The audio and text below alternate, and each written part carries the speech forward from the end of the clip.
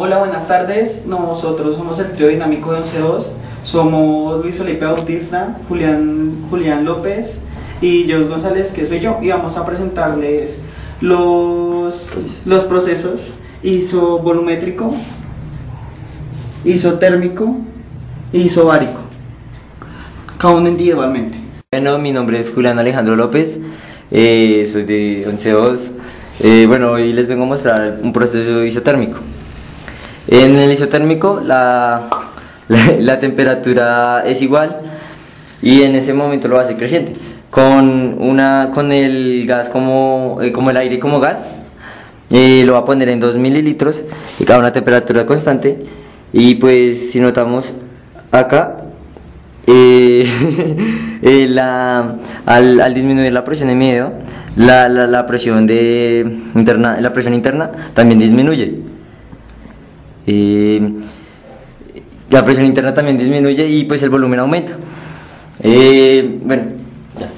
Aquí como notamos, pues es porque aquí las partículas están más concentradas en este lado, y pues al quitarle la presión que yo le hago, la presión de acá también disminuye, aquí también disminuye y aumenta el volumen hasta 4 y le da más espacio al gas para que tome más lugar. En las gráficas podemos ver que el volumen aumenta y la temperatura disminuye, y esta línea significa que es isotérmico.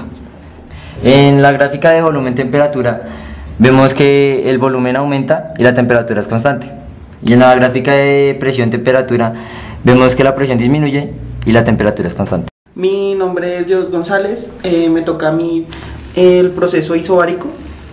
Este proceso lo voy a mostrar utilizando esta jeringa, que la mantendré con un dedo de presión a un volumen de 2 milímetros.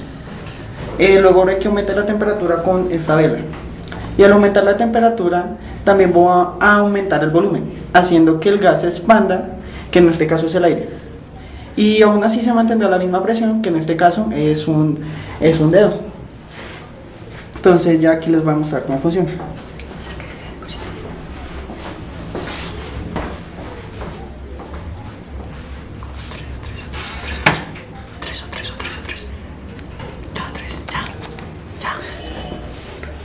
Entonces, como pudieron ahí ver, aumentó el volumen a 3 milímetros.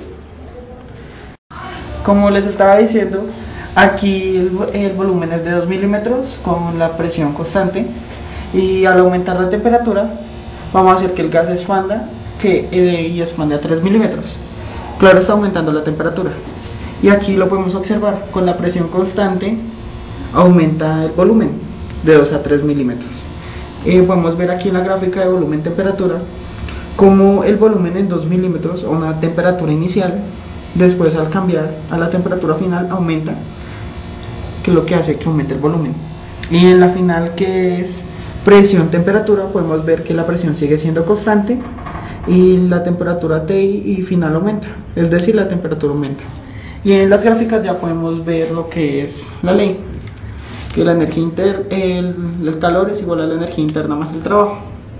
Me tocó el proceso volumétrico, el cual consiste en que la presión y la temperatura suben, mientras que el volumen es constante. Aquí vemos que la jeringa está en un volumen de 2 mililitros, y cuando le aplico calor tengo que hacer más presión en mi mano para que el volumen siga constante.